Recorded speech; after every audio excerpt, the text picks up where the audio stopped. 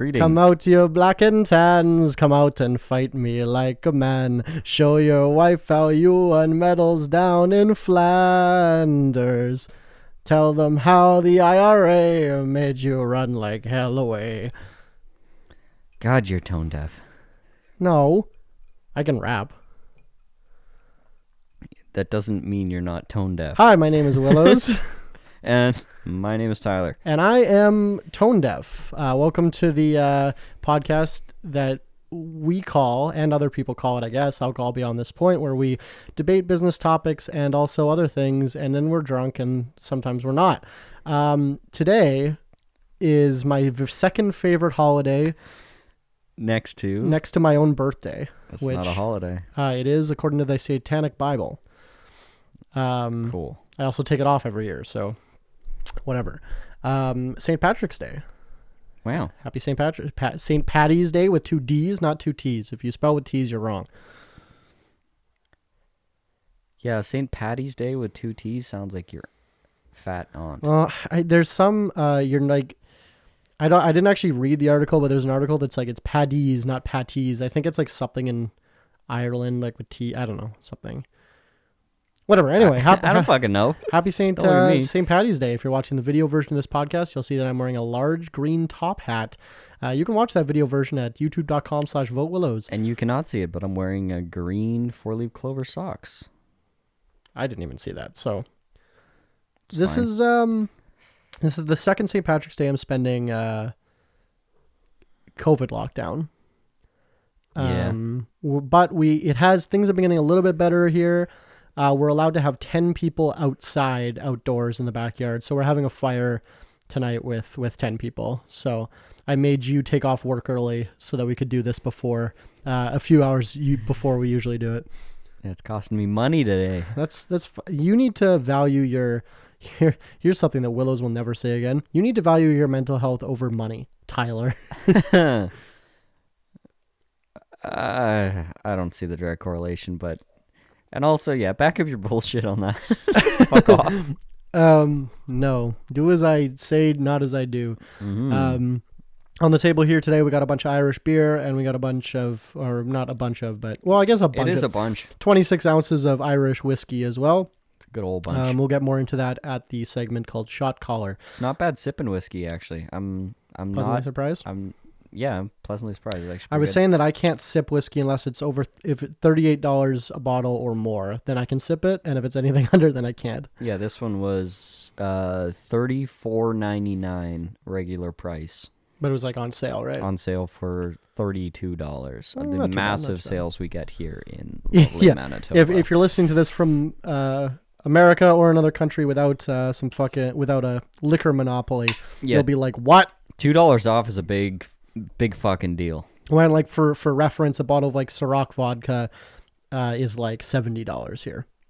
They're like of which 70% is tax. Yeah, they're like $15 if you go to like Vegas. Like, nice. Yeah. Which is like $75 Canadian. Yeah, pretty much. But anyway, St. Patrick's Day. It's a day of revelry. What is it? It's not Irish independence, is it? It's just kind of an Irish day. I think it's just. How is this your favorite holiday and you don't fucking know? No, I know. I'm just trying to make a podcast, Tyler. Okay. I thought you were asking me. Well, I'm kind of free form, you know? It's just, yeah. Okay. Trying to get you to discuss with me. Well, it's when Buddy led the rats out of the town with the flute, right? Right. Yeah. I remember that guy. Good guy. I don't think that Patrick, right? Yeah, Patrick. The Irish fighting songs actually have a weird correlation to like a podcast I was listening to last week. Whatever, it's 12 episodes. I just blazed right through it. Called "The Women's War," by Robert Evans, same guy that does "Behind the Bastards," and it's just a piece of like behind enemy lines journalism kind of idea, where he goes to Rojava. Before they got invaded. So I guess this is like 2019. What is it? Rojava. Where's that? Next to Syria and Turkey. Okay. Never heard of it. Basically, it's like a progressive leftist's haven. Interesting. Like they had a more like progressive liberal society than pretty much anywhere in the world. both in their financial system and their legal system. It's a fascinating story, and it's super pro-women, which obviously didn't sit well with Turkey, which is why they I'm very pro-women as well. Yeah, and it's a fascinating story anyways, but one of the things that he brought with him was obviously his phone and his favorite Irish drinking songs downloaded on it, because of course you need those when you travel. Of course. And they have their own revolutionary songs, and I think you've actually heard me play it, because I fell in love with the song from the show Money Heist, but the song Bella Ciao. I don't know. Maybe if I heard it. Insert it here. No, because we're going to get copyright claimed. No, not if you're reviewing it. You can play songs. For the purpose of like critiquing the song, yes, but we're not listening to it at this moment. Well, we're not critiquing it, but we're going to be talking about it. So Bella Ciao is like a revolutionary song. From where? This weird country? I forget where it originated, but it was made famous in several different countries over like several different decades and maybe even a couple of centuries, but it got repurposed a bunch of times. So it was actually one of their like revolutionary fighting songs, and it's basically of like fighting against the man, fighting against the government. I don't know. I haven't looked at the direct translation of the song, but there's obviously different versions of it. So they're playing like their revolutionary songs, and then these guys play their Irish drinking songs. Yeah, and every Irish drinking song is about rebelling against the king. And yeah, and they fucking loved it. They That's just started funny. playing it on loop. Like the taxi driver's like, I can't believe I've never heard of this. And all of a sudden, apparently it went viral through the country after he went and whatever, met with a bunch of leaders, and apparently it just all of a sudden went viral across the revolutionary troops, and they're like, fuck yeah, Irish drinking songs in like the middle of the Rojavan desert. That's funny. Fighting off some Turkish soldiers. So I'm like, That's funny. I think everyone's the fucking same at the end of the day, and thank you for the Irish for being so angry and so drunk. Yeah, cheers to the Irish. We appreciate your struggle. And what do you call the Irish Brexit? What are we gonna call it? Oh, like Ireland leaving the UK? Yeah, and Scotland. I don't know. Well, how are they doing with that? It's been renewed now that Brexit has happened. Yeah, they're like, you can do it, so can we. People forget how recent the Troubles, how recent that was. Yeah, some of those soldiers are probably still getting drunk today in a bar. The IRA was car bombing police officers like 20 years ago. That wasn't an insane. Like well, maybe I wasn't. It was the late 90s though, right? Like, yeah, that wasn't ancient history. Like, yeah, they were making like homemade mortars and shit. Like, it was rough. Yeah, man, Ireland's angry. Ireland's a country. We got to go visit, man. I think we'd love it. My girlfriend's, I guess, future sister-in-law. I don't know. It's a tenuous connection. Okay, I thought you were saying girlfriend with a question mark. I thought that's what you were doing. Well, it's like her brother. My girlfriend. Anyways, she spent 3 years in Ireland, doing her PhD. Liddy titty. And yeah, just fucking loved it. Like, came back just in love with the country. Yeah, a girl I went to school with, I was close with, spent a year there, and actually met her fiance there, and then like he moved back to Winnipeg with her. They dragged his ass back here. Yeah. I wonder what that's like. What does an Irish immigrant think of Winnipeg? Well, the guy that owns the beer, the brewery that made most of the beer that we're drinking is from Ireland. Right. Stone Angel Brewing. He's our local. Shout out to Irish Paul. Yeah, shout out to Irish Paul, because he's partnered with another guy named Paul. So we call Brewer Paul, and we call Irish Paul. So it's not offensive. He prefers. No, we call him Irish Paul. Like, I think his Twitter handle is like Irish something. Like, yeah. I don't want to whatever. But shout out Irish Paul for making some good beer. We're drinking a bunch of. No, Brewer Paul. Okay, I won't. It's fine. It's fine. But sorry, Brewer Paul. Sorry, Irish Paul. But yeah, he treats his brewery like an good old Irish pub. Like, he has a projector. And us in Winnipeg are Jets obsessed. Like, we love watching the hockey games. He refuses to put Jets games up on the screen, but he'll play every soccer game. Nice. He's a real Irishman. Like, that's awesome. Yeah. I love his Twitter videos that he puts up of his security cam footage of people fucking with his property. Because it's they back onto big, like right by a train yard. Yeah. He backs onto, so there's always vagrants or whatever in the back. His van's gotten broken into like 20. I was actually just talking about this today. His van's gotten broken into a bunch of times because I guess people go, "Ooh, beer, gotta be beer in there," and they fucking smash windows or whatever. I like how you use the term vagrants. It's fine. And then he always posts videos, security cam, of like people having sex in the back because they like park their car. And it's that's amazing. Yeah, but that kind of segues into a first thing I wanted to talk about. So car sex. I'll say my thesis statement and then I'll go back up. Sure.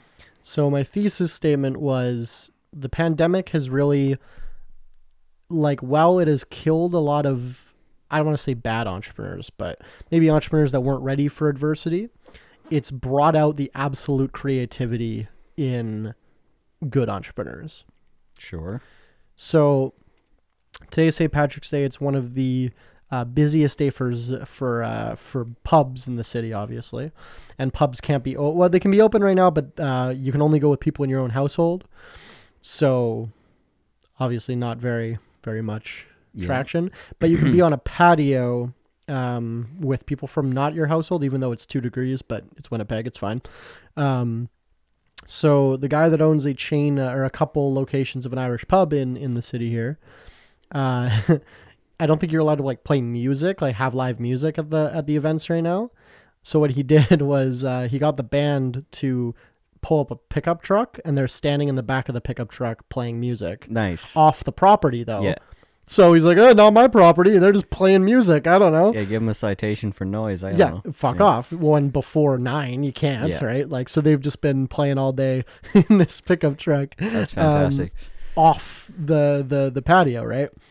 So I remember I called him a genius, and then I was like thinking about it, and I'm like, it really, like, that's so fucking creative to like get around rules, right? Yeah. Like that these restrictions for COVID, warranted or not, I'm not going to get into that argument today, are like, smart entrepreneurs are like, the gears are fucking turning, right? It's like, okay, well, if we can't have a band on the premises, then how do we have a band off the premises? They're just going to stay on the fucking floor. Where's the power? Okay, power comes from a fucking generator. Where's the generator? Okay, they're going to come from a fucking car. Like, it doesn't work backwards like that. And the fun part about that one is you're not violating the spirit of the law or the letter of the law. Because and the spirit of the law is you don't want people congesting and being close.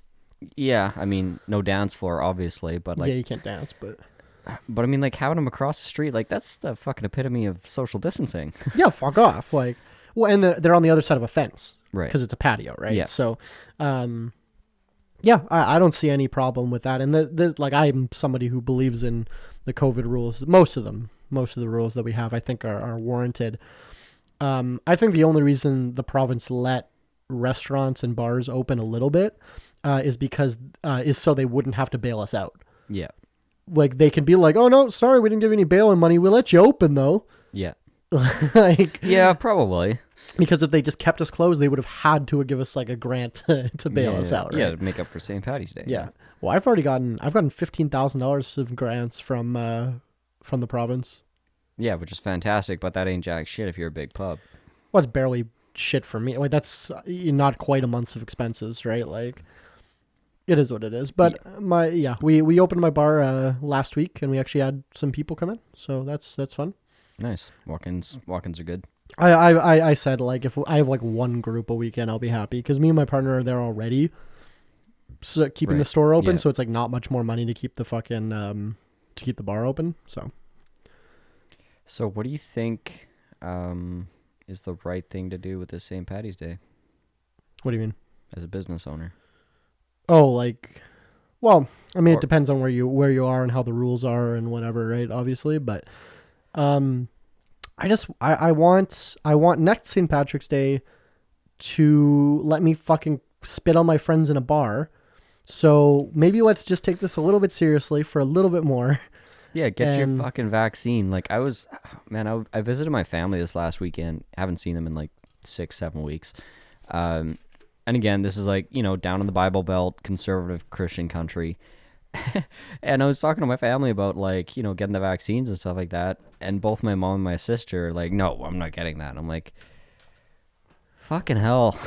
Like, Yeah, how I long do saw, I gotta sit down here and work on you two? I saw a couple of people that were like, "Oh, I'm not getting it because it might cause blood clots," and then someone retweeted it and they're like, "Yeah, and birth control always causes blood clots, and I have to take that, or we have to take that so we don't have your fucking dumbass babies or something." Yeah, no, the blood clot thing actually was, I think that was a big fucking mistake by that government.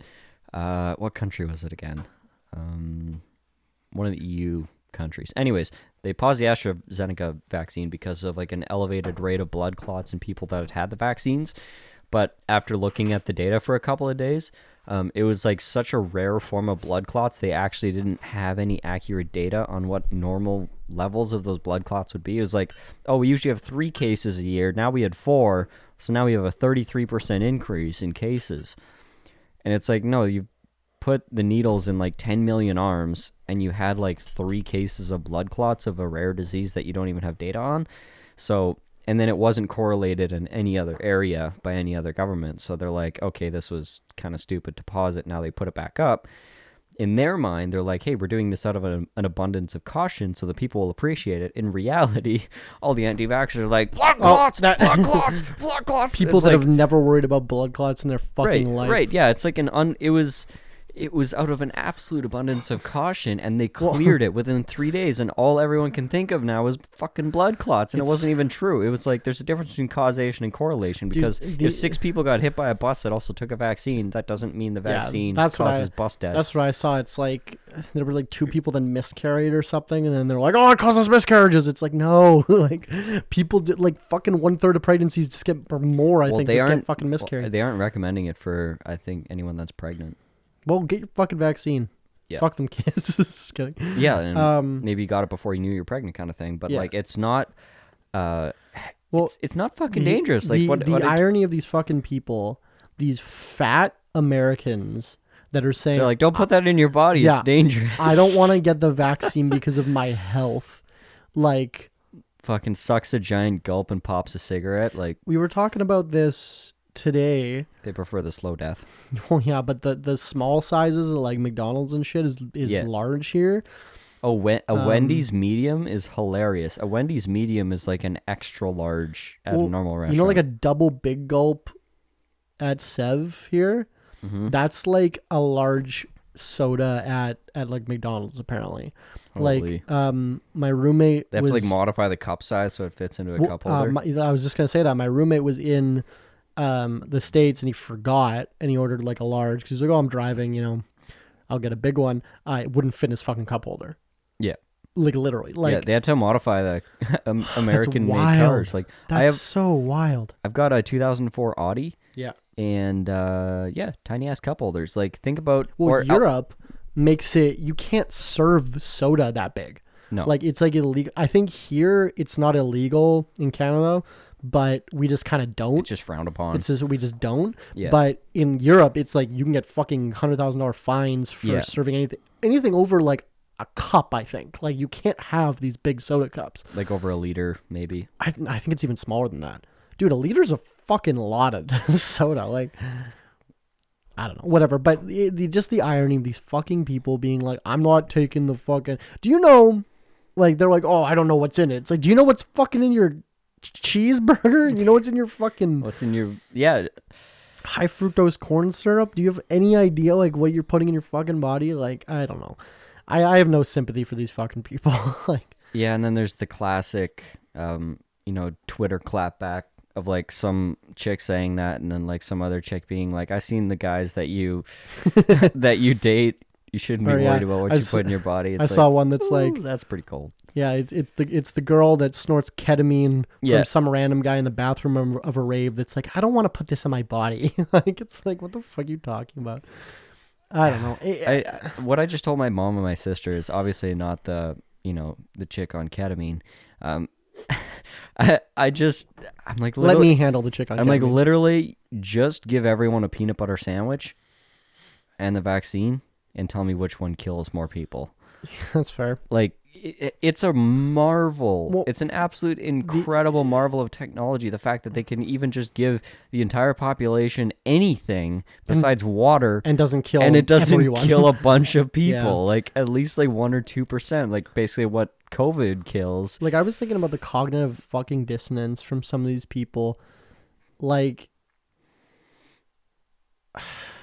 I'm literally at a loss for words. Like I'm so frustrated. Oh, I was thinking was- about that on the way here. Sorry, There was continue your somebody that was like one of these QAnon people that I have on my Facebook, and I keep them just for the entertainment. thought. Of course. But they were saying, like, the last week they've been talking about how fucking elites just want us as tax cattle, and they want to milk us for just their tax money, and they don't give a shit about us, all that.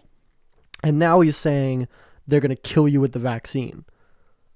Right. It's like, okay, well, then they lose their fucking tax money. What are you talking about? You were so convinced last week that they're just keeping you around, trying to make you live as long as you can, fucking AI and shit, so you pay more taxes over your life. Why? And now they're trying to murder you? Yeah. Like, how do you have both beliefs? I don't understand. Like, it's the post fact era. Like it's just Yeah, belief. It's belief in some idea that's not even consistent. yeah, we talk about this all the time, where it's like, Ugh. I was reading an article today that was like, it was framed as like, what is this kid gonna, this like kid hit the FBI came in, like took his parents, Yeah. and like didn't tell him why and fucking whatever. And it was like, what is this kid gonna do? All this, and that's how the article was framed. And you scroll down like 3 paragraphs, and then it's like they were arrested because they were caught on tape storming the U.S. Capitol. And it's like, why is that not the head of the title? Like, Yeah. why is the article being framed? Poor kid, he's getting his kids taken away by the fucking repressive government for no reason. Yeah, no, these parents irresponsibly committed Treason. treasonous felonies, Yeah. despite the fact that they had children to take care of. Yeah.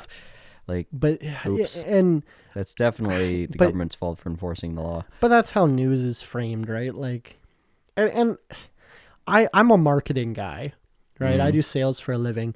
I can't even hate that's all it is.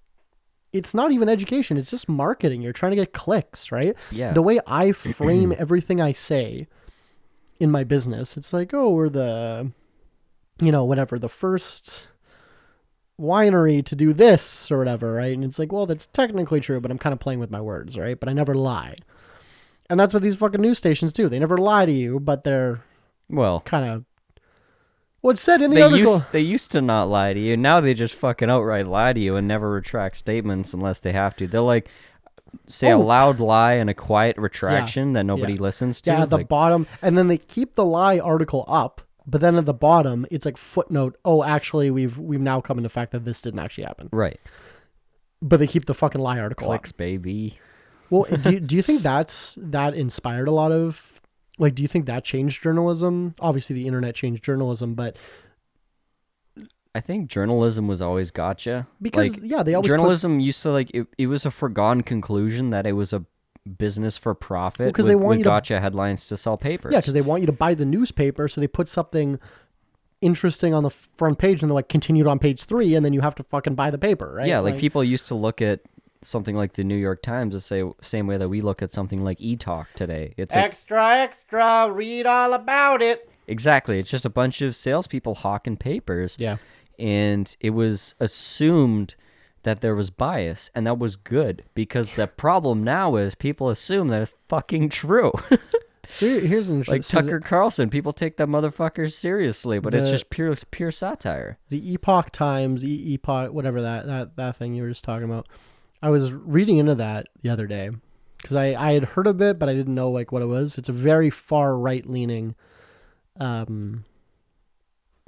newspaper that's distributed all over the world, and we get it here, and people always complain about it. But apparently, who was it? Like the Conservative Party was kind of being like. And our Conservative Party is pretty left as far as like American politics go. They were kind of like condemning it. They're like, oh, this is kind of bullshit. And people were being like, oh, you're not standing up to fucking China and their fucking whatever. Looked into it. Epoch Times was founded by a Chinese national. Huh. Yeah. It's like tied into like a religious, like Chinese religious sect, like some new wave religion. Right. I was reading about what's this new social media platform that all the MAGA motherfuckers are Clubhouse? subscribing to. No. I know there's a lot of people on Clubhouse. I can't remember, but anyways, it was basically Parlor 2? Nope. It was started by a Chinese anti-communist like cult group. Yeah. And so they started like this. It's more of like a messaging platform than a social media platform. Okay. I don't know what you're talking about. Yeah, apparently it's now the primary platform for these like MAGA people. So now you have like Trump supporters up against these anti-communist China supporters in this like weird ecosystem of like far right Americans with some far right Chinese people. It's really weird. Yeah, and I guess like what I always try to frame it like, does any of this affect our businesses? Everything does. Well, everything does and everything doesn't, though. See, think about pivoting your business is different than like. Think about Canada. Like we talked about this actually in one of our earlier episodes when Canada arrested that Huawei executive. It, long story short, eliminated the ability for you to freeze some of the fruit that you bought.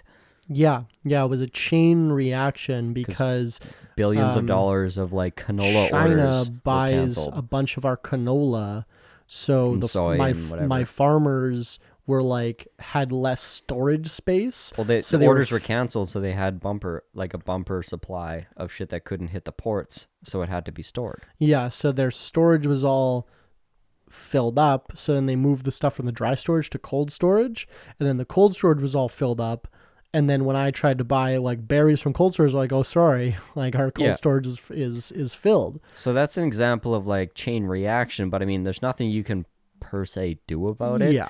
But I don't know, understanding the world at large and the markets at large, like if you're a serious business person, it is relevant in a way. If you over fixate on it, obviously it becomes counterproductive. But that's why we talk about politics all the time, mostly because we find it interesting, but also because as it relates, like it does relate to our day to day, right?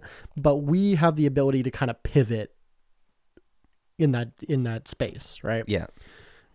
We were talking about actually let's do shot caller first before I get into. I want to talk about me and JL talking about the stock market. Yeah. I want to talk about that, but so we got some Irish whiskey. So this is the segment that we call Shot Caller, where you, the audience, can pick the shot that we take on air. Today, in spirit of St. Patrick's Day, I told Tyler to grab some Irish whiskey, and he just took whatever was on the shelf. But I was reading the back here, and Bushmills Irish whiskey is actually the oldest licensed whiskey distillery in the world. Wow. Got their license in the year 1608. So that's interesting. But the old Bushmills distillery, Bushmills County, Antrim, Northern Ireland. Well, let's go there. Okay, sure. So 1608, 500 years of fucking whiskey has gone through the still to get us to where we are today. Cheap whiskey on sale, bro. Cheers. Happy St. Paddy's Day. I'm going to wash down my whiskey with whiskey.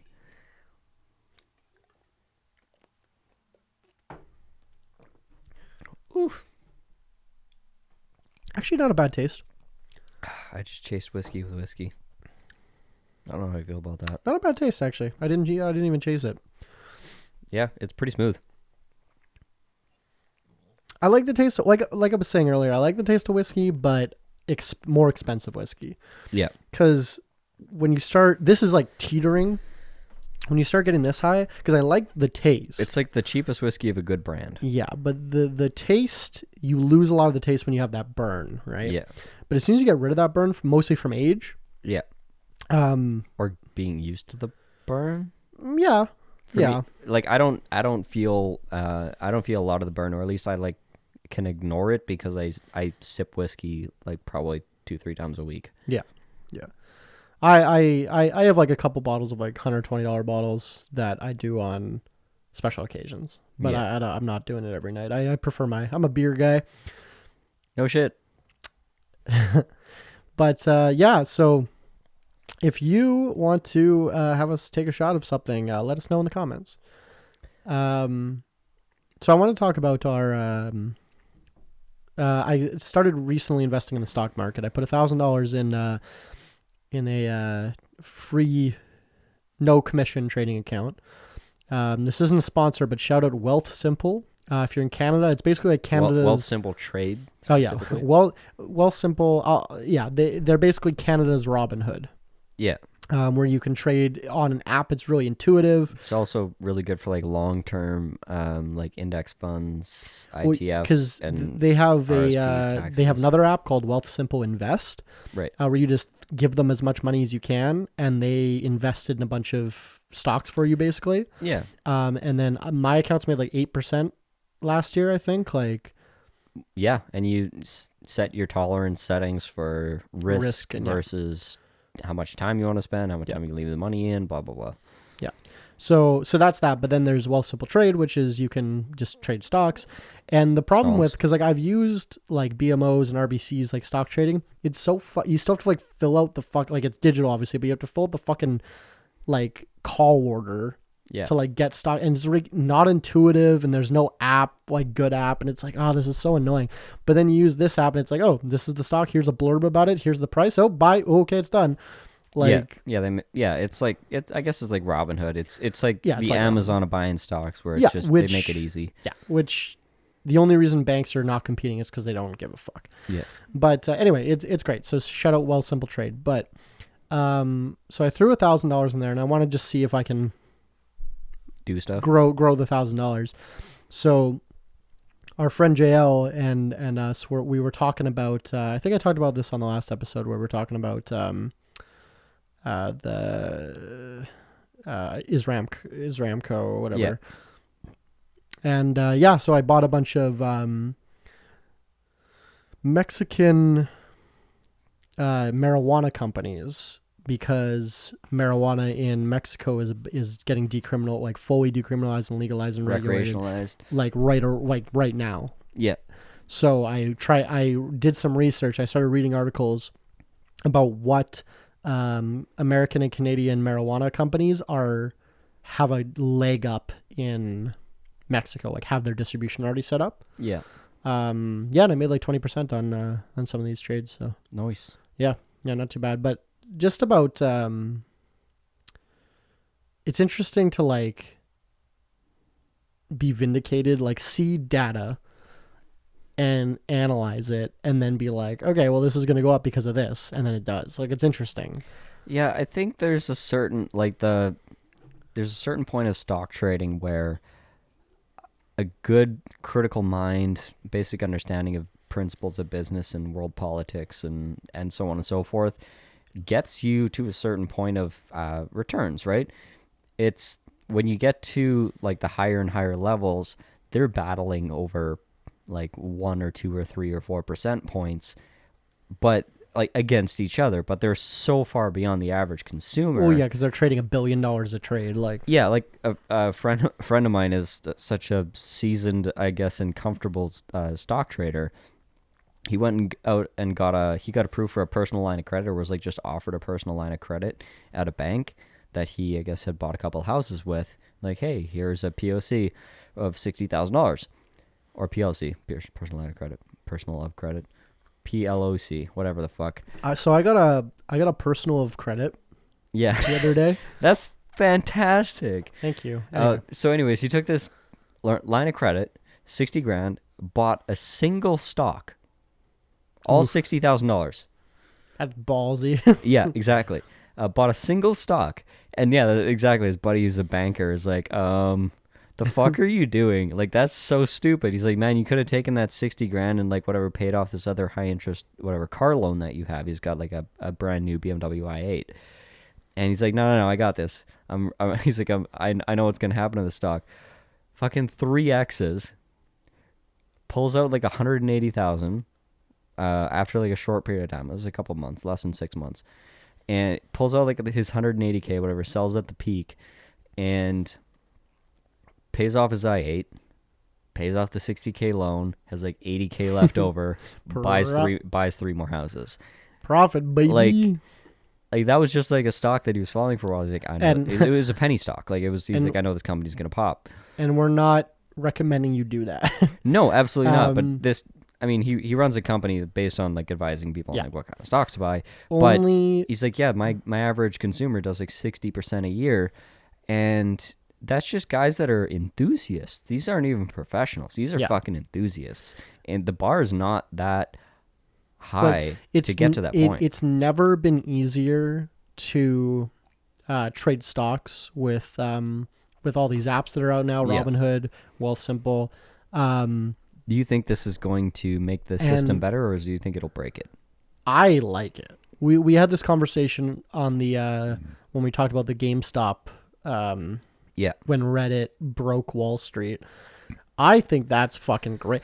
That's the free market. Yeah. Saying, fuck you, giant corporation investors, like these institutionalized investors, previously were the only ones able to make moves because you couldn't organize how many people you fucking... Yeah, you couldn't call enough money to make a difference. How many people do you know? 20 people, maybe? You could get to buy a stock. You don't have enough money to make a difference, but 500,000 people on Reddit can do it. Like, right? Yeah, no, it's brilliant. I think the idea of consumers giving hedge funds a scare is awesome. But the thing is, at the end of the day, those hedge funds are probably still going to win on the volatility. No, whatever. Fuck them. Like the fact that so many, I was going to say kids, but like so many young people made a lot of money fucking over Wall Street is just mwah. Yeah. Like I read some article that was like some 17-year-old made like $100,000 on the fucking GameStop thing. He's like, yeah, I just spend all day on Reddit and I saw this early. Yeah. Put in like $1,000 that I like saved up for my summer jobs, and I fucking made ridiculous returns. Like, yeah, no, that warms my heart to hear shit like that. When I look at this shit, I worry, obviously, but I just most of all kind of just think about what are the implications of the stock market becoming more and more removed from reality, because like guys like Warren Buffett he's like a thing of the past at this point. He's a value investor, right? Yeah, I agree. And now it's all like speculation, ideology, hype, social media, fucking Reddit, game. It's basically massive game theory and human psychology. So, the meta has changed. Yeah, and I love it, but also I know that it really fucks people up, because if you get locked into that space, like anybody that if you sink all your attention into it, I think like the numbers get so crazy and the money gets so detached from reality that I think people stop understanding like what reality is. I literally have no idea what you're talking about. Well, think about the fact that, Trump couldn't tell you how much a head of lettuce costs within like $40. Not even, but Bill Gates too. Yeah, remember exactly. That's what I mean. Like that's what I mean. Departed from reality. Okay. Is like a lot of people, they stop understanding of like what the value of money is, what the struggle of money is for, how it is generated, how it is spent, why it is spent, why it is generated. Like I guess it's just because like you look at someone like Trump and somebody could say like, oh, he was born rich, they're like whatever. But you look at someone like Bill Gates. Yeah. He wasn't born rich, right? He was born like middle class, and he just... But he got rich pretty young. Very, very young. Like 19, right? Yeah, but he also... he had pretty wealthy... He had quite a lot of privilege and money on his side. Like when he was fucking with computers, very few like even like scientists and shit could get a hold of computers. Like he... I don't know. I watched the documentary on Netflix, and him and... I'm sure that wasn't biased. Ballmer, was it? His partner? Was no, that was Apple. That's Apple. Well, them too. Okay, well, that's another good example. Is I know more about Steve Jobs than I do about Bill Gates, but Steve Jobs, obviously the only reason he's not in the news anymore is because he's been dead for 10 years. if he was alive, I think he'd be doing the same shit like Elon Musk does. I think if he was alive, he'd be investing in he'd be a big disruptor. I can't imagine Yeah. that guy in charge of Apple's fortunes. Like, he'd be fucking shit up. He would be building fucking spaceships and shit 100%. The only reason he even wasn't at the end of his life when he was ridiculously rich is because he was struggling with one of the most painful types of cancer for like a long time, right? Like 10 years before he died, I think. Like it kept coming and resurging. Yeah. But anyway, him and Steve Wozniak built a fucking computer made of wood in a garage, like because they didn't have enough money to build a computer, right? Like, my point being, Bill Gates doesn't know the price of a pack of ramen because he hasn't had to do grocery shopping in 60 years. Okay, 40 years. Not because he's a privileged, like born in a privileged rich guy. Yeah. It's because he just doesn't fucking do it. Like, ask me about fucking anything in your industry, how much a fucking plywood sheet costs, and I'll say, I don't know, $75, and you'll say, yeah, that's exactly right because you told me earlier today. But yeah, well, that's fair, but I don't fucking know what a board costs. Like, it's just not my world. Like, I'd counter that with saying, like, yeah, I think maybe some of those guys are actually good examples of rich people, because, you know, Bill Gates spends a lot of his, like, the last 20 years of his life giving his money away, right? He's now giving away all his money, pretty much. Probably knows more about malice and struggle than most people in the world. Well, and I don't hate, no, but Bill Gates has actually poisoned us all with vaccines. Yeah, I forgot. Besides that, though. He created the Wuhan lab. Besides that, it's fine because he made it so you can poop without water. You seen these things? No. We watched a like 5-part Netflix documentary. His goal was to make toilets for Africa that didn't need electricity or plumbing. Yeah. And they're so fucking. He had like a contest of who could come up with the best one. And they're fucking cool. And then they turn your waste into like potable water at the end, like you can drink it. Oh, it's like that machine built by the guys that make those like touch screen Coke machines. Oh yeah, we were talking about this before. Yeah, they made water filtration systems that don't need filters. Yeah, no, it's a toilet that doesn't need electricity or plumbing, and what comes out of it is like drinkable water, and then like I think stuff you can burn for like energy or for heat or something. Like it's yeah. Honestly, just put those in California, you'll see. No kidding. But Bill Gates has given access to toilets and stuff to like over like I think more than 1 million people. Like I think like a lot of people. Like yeah, and that's massive. Like access to daily drinking water, access to toilets, see, like that. Akon's given power to 100 million Africans. Yeah, like that. That's fucked. That alone changes the economy because now you have 2-3 people in a family unit that no longer need to spend their entire day working those things out. Yeah. Well, I think that's probably one of the biggest benefits. That's why people like. I say people, but like there's the occasional right-wing person I've met. Right-wing that's like, fuck. Well, these fuck like I don't have any opportunities. I was born poor. Why don't these fucking Africans just like do what I did? Themselves up by their bootstraps. That kind of argument, right? But it's like, yeah, okay. Were you born without a bathroom? Yeah. Like, were you born without like fucking most people. Internet, bathroom, school, pen, people paper. Like, white privilege doesn't exist. I was fucking poor too. It's like, okay, yeah, but you went to a middle class fucking school and you had internet and a car. You were white. Shit. You were white people poor, which is African rich. Yeah, well, literally, like, dude, fucking, when these commercials say you can feed an African on $1 a day, they're not kidding. Yeah, no. What's the average income? Not like outside, like if you exclude like the EU countries, US, Canada. If you make $27,000 US a year, you're in the 1% of the world. Right. And that's poverty in this country. Right. You can make that almost on EI. You can. I think you can make that on EI. So yeah. Yeah, but like I remember when we were in Mexico, I Googled it, and the minimum wage in the province we were in was $30 USD a month. was so just about $1 USD a day was the minimum. That's the minimum they can pay you. Yeah.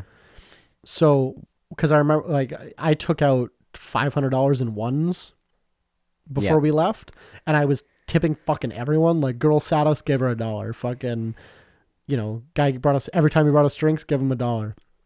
And then if you remember, the fucking shot guy kept bringing us shots because he knew I was going to give him $1 every time, right? Yeah.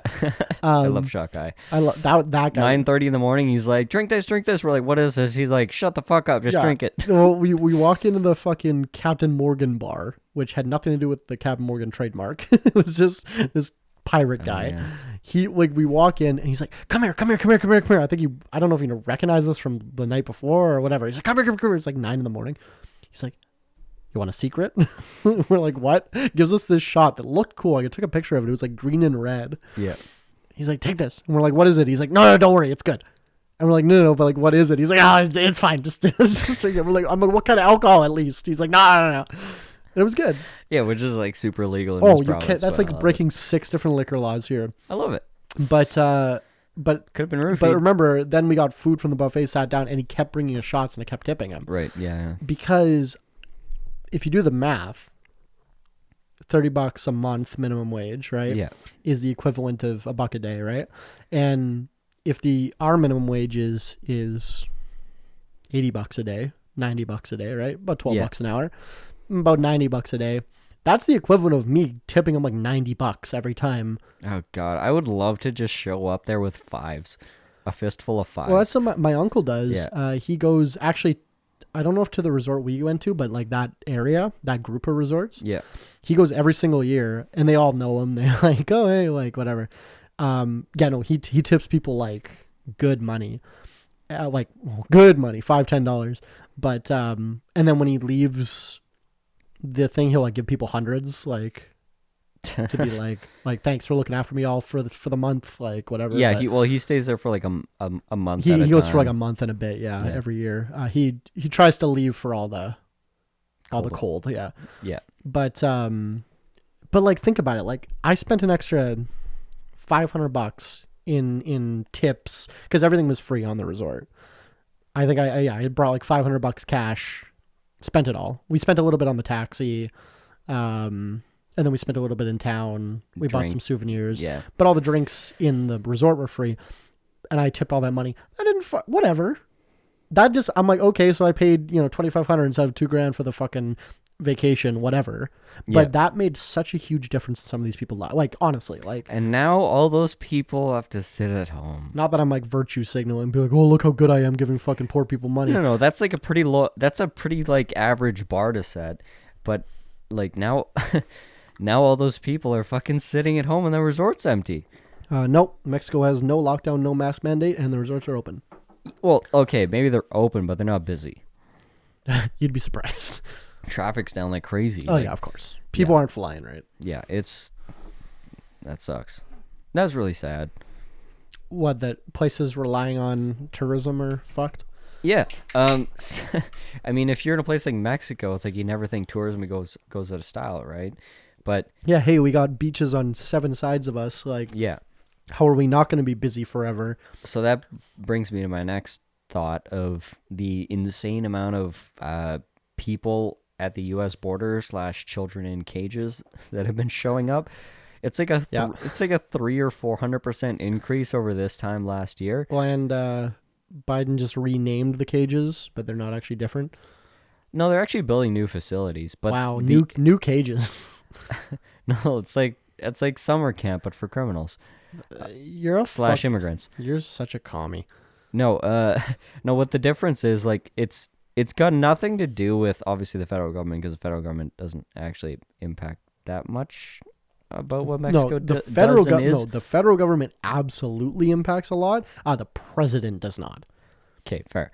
The Senate and the House absolutely but that doesn't. do. What the U.S. government is doing is not the reason that there's people at the border. Like, no, there'll be people doing that no matter what. They're like, oh yeah, it's 2 hurricanes, escalated gang violence, and COVID. I thought gang violence is getting better. Not in the what do they call it? The I don't know. Anyways, the three main countries of South America, like, what is that? Brazil, Colombia, and Peru? Maybe? I What don't do know. I look like? Someone who knows anything about anything? Anyways, Chile? Maybe Chile's Chile. long. Anyways, from that area Shut. are all pushing up to the U.S. And it's a lot of children. It's a lot of like single people. And obviously they're turning around everyone except for the children. But it's literally like a threefold increase.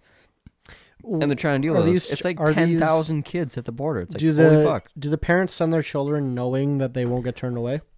Often it's like parents are dead. And they're just like, oh, fuck it, go to the United States? Yeah. I wouldn't have thought of that when I was... Oh, I guess children, you could mean anyone from... Under 18, yeah. Under 18, so... You know, have like an older sibling at 14 years old that's got like two siblings of like 9 and 4. And they're like, I know we need to get to America. Yeah. Let's fuck it. Okay. Yeah, and that's the only goal. And they're like, I think we can find help in America, which they do. They're not but wrong, but if you're over 18, you get fucking turned around. Here's a spicy take I'll leave you with before I go pee quick. I don't believe in borders. Okay. Fuck them. Yeah. Why imaginary lines on the ground? Why does that dictate anything? People get murdered, shot in the fucking face by Texas Rangers for crossing a line that doesn't exist. Yep. Fear. You know what borders... Fear, racism, stupidity. Borders had their place when you had to have a castle that was getting invaded by barbarians. Yeah. Like in civilized society, I don't think borders have a place. One day they won't. And I think and that's what the Republicans are scared of, right? I was going to say, that really scratches the itch of conservatives like my father, talking about, the incoming one world government that's going to end the world, or at least bring about the Antichrist who ends the world. It's something that, yeah, you can fear it, but why the fuck bother? Because what if you're on one side or the other, whatever. Most people believe about themselves that they'll always choose the good side, right? If most people think that they're always going to be on the good side. So if you look at the number of children coming over from Mexico, what's your first thought? Help them, fuck them, leave them, kill them. That really makes a big difference. Most people say, well, of course, like if you're face to face with a helpless child, you help them. But then you add the detachment, the racism on top of it, and you get into this absolutely fucked up situation where you have 10,000 children stuck at the border, which is set up there just because people are fucking afraid of losing their bees churgers. Well, and I guess I always hear the because I've said that, I think, publicly a few times, where I'm like, I don't fucking believe in borders. I think it's an antiquated kind of thing. And it's like, no, like I think the counter argument is that they want to keep the culture. They think that it's white nationalism that drives most of this. Yeah, I agree with you. It's white pride. It's American pride. Yep. Because it's the same reason why you hear a lot of this in Sweden, and some of those Scandinavian countries that let a lot of immigrants in. Yeah. That say the Muslims are coming in, they're going to change us from within or whatever, right? Like, yeah, that's. Honestly, y'all could use some Muslim faith in your country. Like, they're good, peaceful people. Like, Muhammad Ali is a great embodiment of the Well, to be fair, Nation of Islam is different than Islam. Right, which is different from Islamic extremists and militant Islam. Agreed. Which is different from militant Christians, conservative Christians, liberal Christians, evangelical Christians. Well, it says in the Bible, thou shalt not kill. Yeah, that's unless a commandment. Unless. But why are you allowed to kill people? Unless they're brown. Yeah. Yeah. But no. But here's a serious question: it says one of the 10 Commandments that Joseph brought down. Joseph, what's his name? The guy with the stone. Moses. Then Moses brought down with the stone. No, Moses was the river guy. I'm pretty sure the same guy. Same guy? Burning bush? Yeah. Good guy. Here's a lots of shit. Here's a good thing to dig into. The burning bush that Moses saw. If you read the Bible's description of that bush, it's this fruit-producing bush. The fruit that you eat off of that bush makes you hallucinate. So that's what the burning bush was somebody ate this fruit, looked at the bush, and was hallucinating. Tripping fucking balls. Literally. Yeah. That's because if you so I watched a video, like a YouTube video, that of a guy reading the Bible, and then be like, okay, now I'm gonna read you the Wikipedia page for this fucking Middle Eastern hallucinogenic plant. And it's like identical to the description. Yeah. Yeah.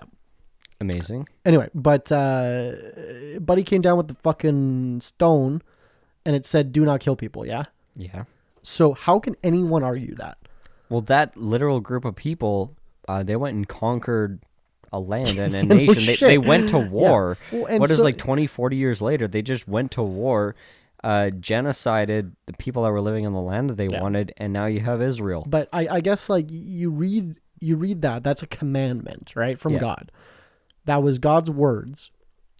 But, and then people go, but, except that, like, the same way works with Islam, where it's like, don't fucking kill people, And then unless, and then people misinterpret it differently. And then there's the awesome story in the Bible of these village children are making fun of this prophet of Christ for his bald head, and God struck them down dead with, what is it, like a pack of wolves or some bears or something? That's fine. And just like killed a bunch of children because they made fun of the prophet's bald head. That's fine. My favorite is That's pretty good. Job, who was the nicest guy and lived. Just got fucked up. He was a God-fearing man who did everything how you're supposed to do it, and God punished him to win a bet. Because the devil said, the devil, because he's like, look how good this guy is and how much he loves me. And he's like, well, he only loves you because you blessed him with shit. Yeah, because his life is good. So he's like, no. Killed his wife, fucking killed his fucking donkeys, fucking gave him boils on his face, all this shit, just to win a bet with the devil. I think this is a metaphor for the Trump administration. I think this is a metaphor for because they're like, all these people love you because the economy is good. He's like, bet? How about some virus, bro? And they still love him. So Trump, I think that's what happened. Trump is the virus. No, Trump is God. Okay, true. Yeah. Job is America. Okay, all right. And Jesus Christ is China. Okay. Joe Biden is the flood. Joe Biden is just the motherfucker in between that they didn't even mention. And I am the tyranny of evil men. No, I think you're just one of the village people. You are the weak. And I am the tyranny of evil men. I think we just created a bulletproof analogy. Somebody at me with some Christian apologetics. No. I don't understand anything, and I think it's getting worse. You know how like boomers, you're like, how do you not get this, right? Yeah. I think that's happening to me now. Okay, this is gonna dovetail into what I was gonna start saying at the beginning of the podcast, which I never did, but I'm gonna come back to because it really stuck with me. Take another shot before you start. Oh fuck! I'm gonna forget. It's St. Paddy's Day, baby. I'm not a bunch of bros. That's a lot of whiskey.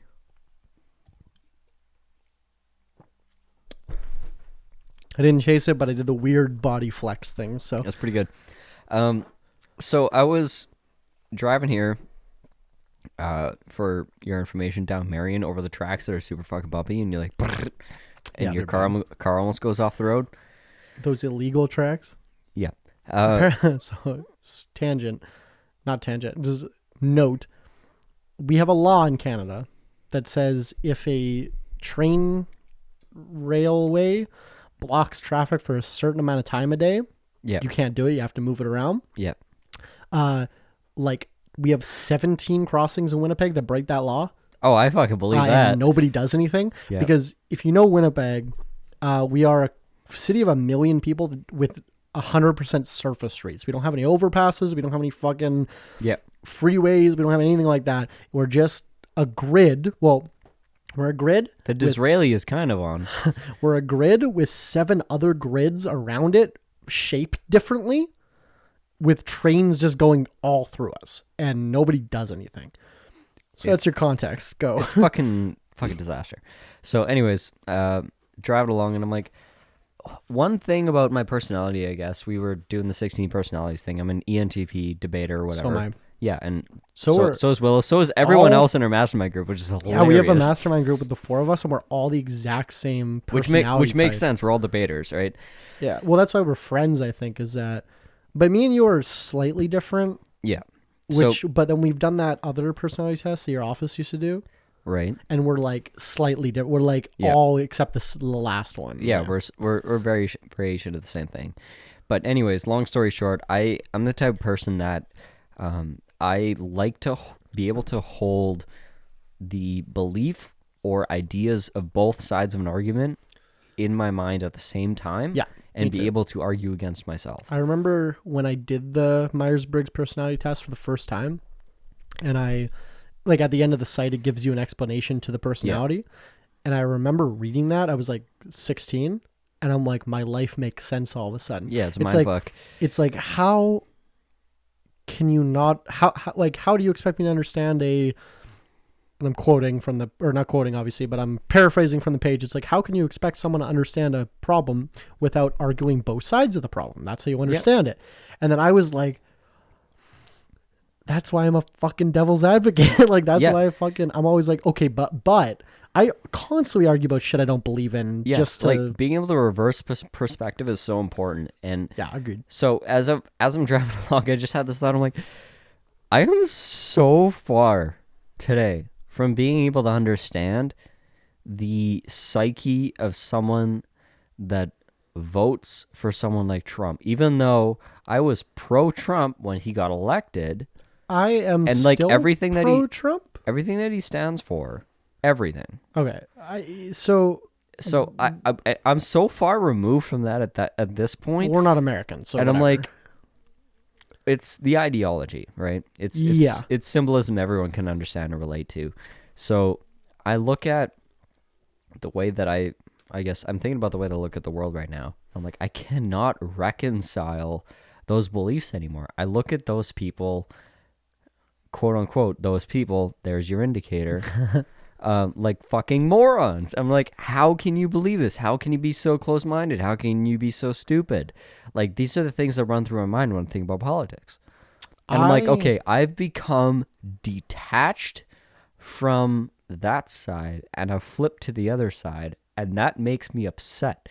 And I'm like, I need to start reading Mein Kampf or something, and I need to flip to the other side and at least find some balancing measure here, because I'm sliding so far to the left, I can't even reconcile. Yeah, I've noticed that. I can't even reconcile the beliefs, but I think it has more to do with the fact that Trump is so polarizing, and it polarized the news, it polarized politics, it polarized policy. Here's something. It makes people think about it, right? Here's something that's happened to me recently, where I used to be anti-UBI, right, and anti-social programs, and pro-gun control, and I've swapped on both.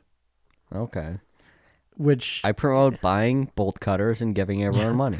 Because go back to, I think it was episode 8.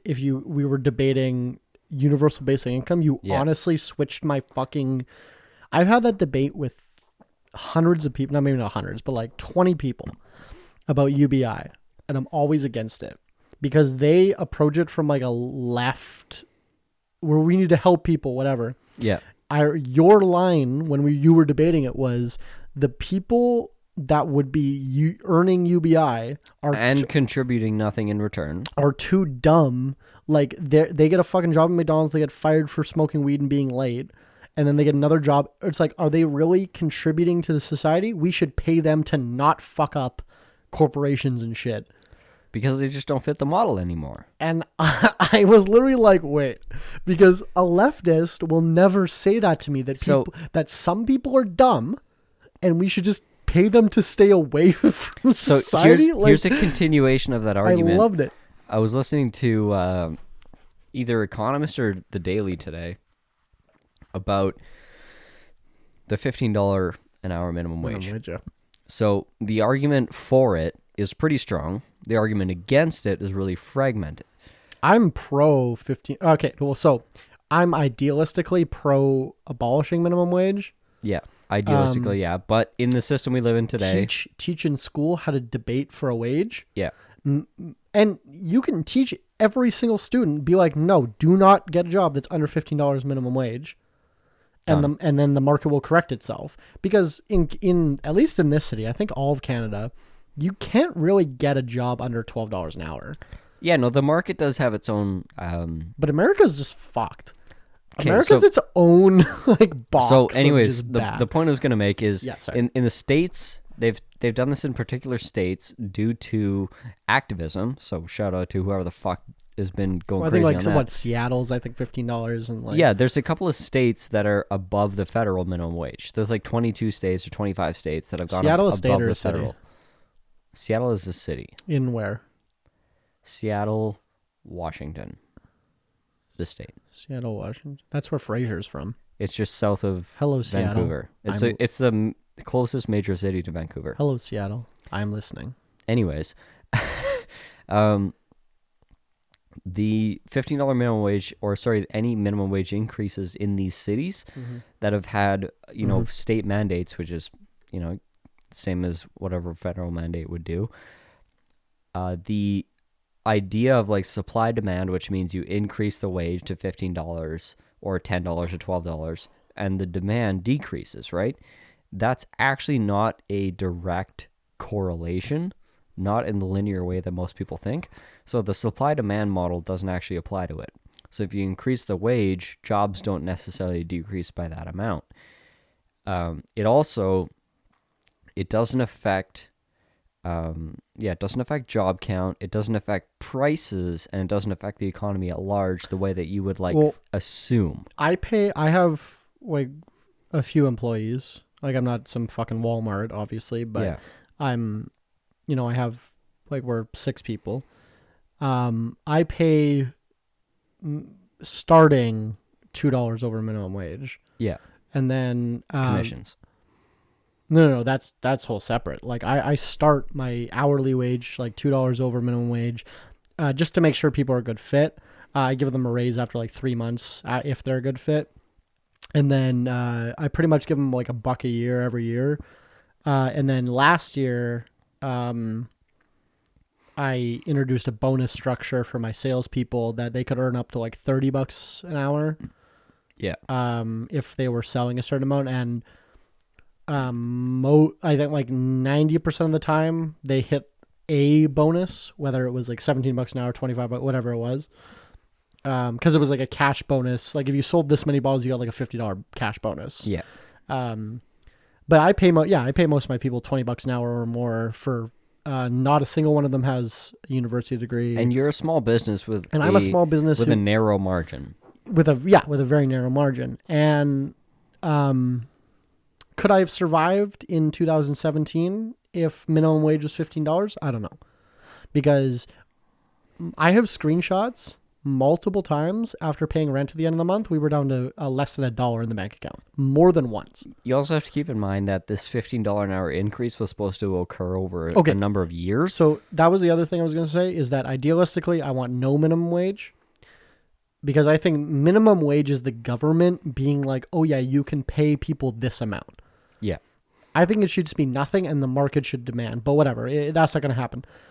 I think the minimum wage should be higher, because if you increased minimum wage in the United States with inflation, it would be already $15 right now.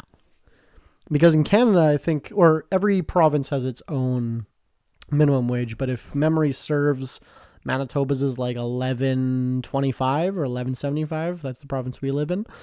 So just, $11, $12, around that. that side or that group. Sorry, I've been drinking. It's St. Patrick's Day. But I was reading like in America, I think it's like $7.25 or something insane for the federal minimum wage, and then there's like states, obviously. But if you had raised that with inflation every year, it would be higher, right?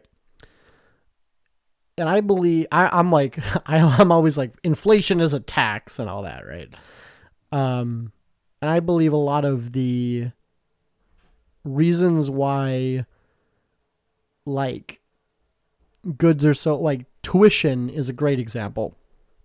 I think tuition is so high because it's a collusion between government and these institutions like university institutions to scam people, because they go, hey government, if we make our tuition way more than it's worth, are you going to give naive 18-year-olds Yes. all that money? Yep. And they say Without yes. question. Well, yeah, and they say yes, right? I think it's a collusion there. I think that's all if not fucked up. intentional, just accidental. Like if you think about free market, the free market effect of doing that, it's like, yeah, of course, if you make debt easy to get, the price will go up, and if the price goes up, does the debt get harder to get? No. Okay, price goes up again, and it's like it can be a natural occurrence without collusion. But it is collusion, I think. In my personal opinion, it couldn't be, but either way, it results in the same bullshit. Because I always hear that as an anti free market argument is that the universities are free market and they fucking raised their price 6,000% in the last 10 years. Yeah. And I say no. like the universities colluding with the government to set prices is not the free market. It's probably more like an unspoken agreement of it's like that silent nod across the room to the banker. The guy's like, if I raise it to this, will you approve it? The guy's like, yep. And then you see some of these fucking explain to me like I'm a 5-year-old. My favorite Reddit subreddit is explain it to me like I'm 5. Yeah. Where people come in and like, explain it to me like I'm 5, the stock market. And you have to explain it as simply as you can. I love it. But explain to me like I'm 5, Tyler. What was I saying? Fuck. Education? Loans? Student loans? Oh, no, yeah. Explain to me like I'm 5, Tyler, that people can pay monthly on their student loans and then at the end of the year owe more than they started with.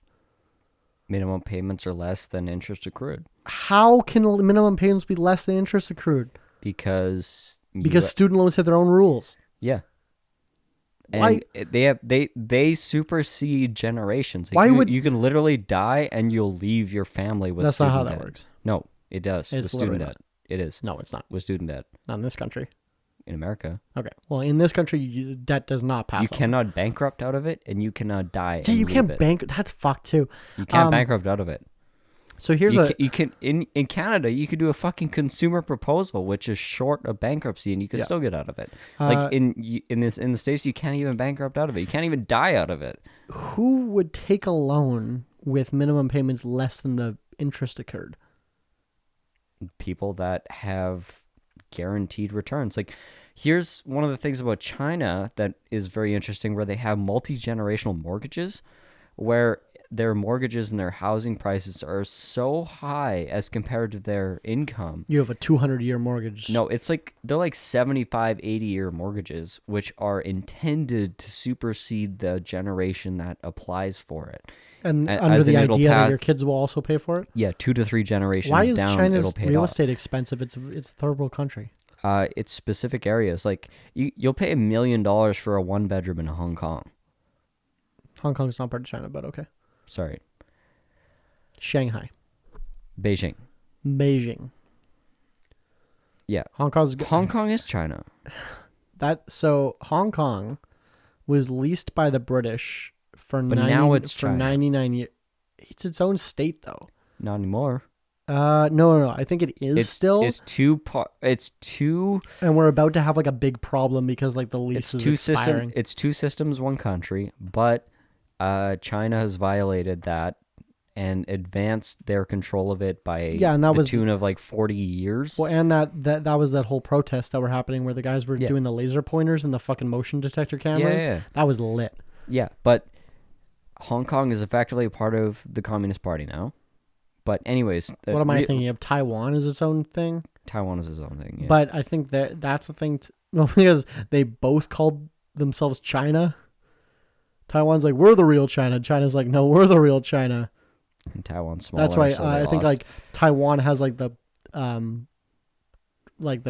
Republic of China officially, and then China is the People's Republic of China. Because it's like they both were like, no, fuck you, we're China, and split. Then where I was going with my whole point. Sorry, I have been drinking all day because of St. Patrick's Day. And I've been working all day, but also I'm drunk. I've also been working I haven't worked in 6 years. I know. You're lazy as shit. I know. You're a video game addict. I'm You're not a crack addict. I just started playing video games again in the last 6 months. It sucks. Yeah. I love it. I mean, I hate it. I wish video games were real life. I don't know what I'm saying. I'm just going off on tangent. I hate silence, so I fill the void with my stupid fucking voice all the time. You had a point, I think. I think I had a point. I was kind of losing it because we started going off on China. And I was initially talking about like the inability for me to see both sides. Like when you talk about UBI, increasing the minimum wage. Right. Oh yeah, I was saying like it's all like a lot of your assumptions are based on really bad facts and bad models. Like in general. You, if you're listening, like, or you're not talking about me personally. Also, you, mostly well, fuck you. No, and yours are based on this idealistic socialist fucking utopia which won't exist. No, I don't believe in a fucking utopia. I believe everyone's shitty and it's all gonna burn in hell. Like, I believe everyone's nice and I like them. I think everything's gonna burn down in 20 years. It's fine, but it's what everyone's been saying since the fucking Cold War. Like. Exactly, I know, which is fantastic. But I think the assumptions around most policies that people either hate or love, like Florida's my favorite example of like they voted Trump, but they also voted to jack up their minimum wage. Like, so these things are not mutually exclusive. I like it. No, I 100% believe. I think like it's weird saying I consider myself like a right-leaning person because I don't really. Mm-hmm.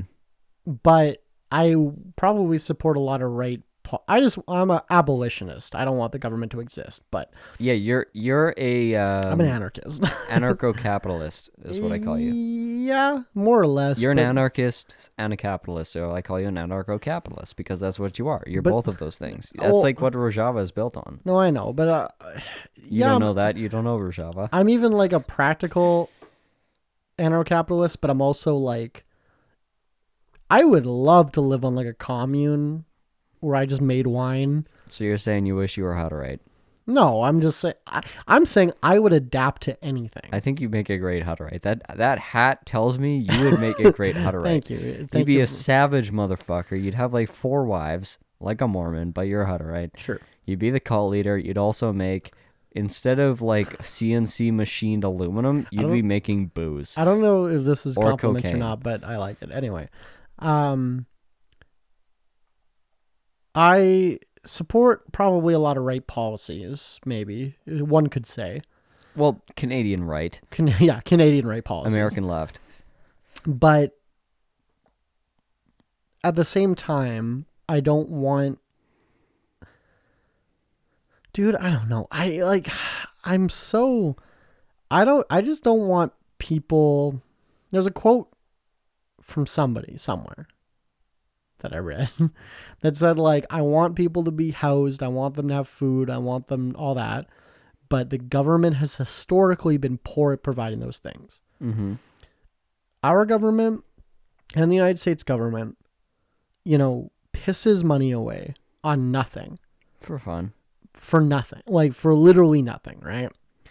The amount of money they waste on bullshit, on, like, our government just recently bought a pipeline for millions of dollars that ended up going defunct and doesn't even exist. And that money is gone, right?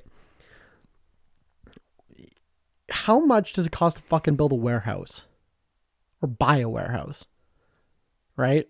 $1 million? $10 a square foot. Okay, and then you go to IKEA and get a fucking bunch of beds. You put it in there and say, hey, homeless people, here's your bedroom.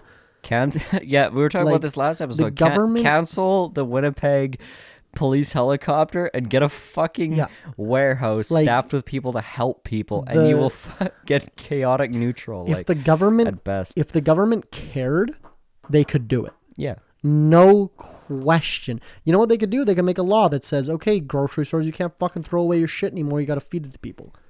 Yeah. They grocery stores throw away 30% of their fucking food. So bad. The amount of waste that America does is could feed the world 3 times over or something. And 1% of their defense budget could solve world hunger. Oh yeah, 100%. Yeah.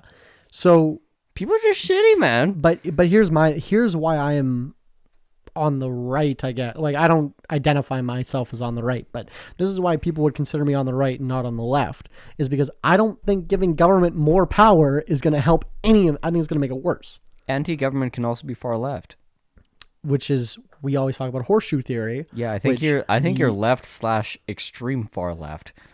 I don't think you're right. But I think money is the best system.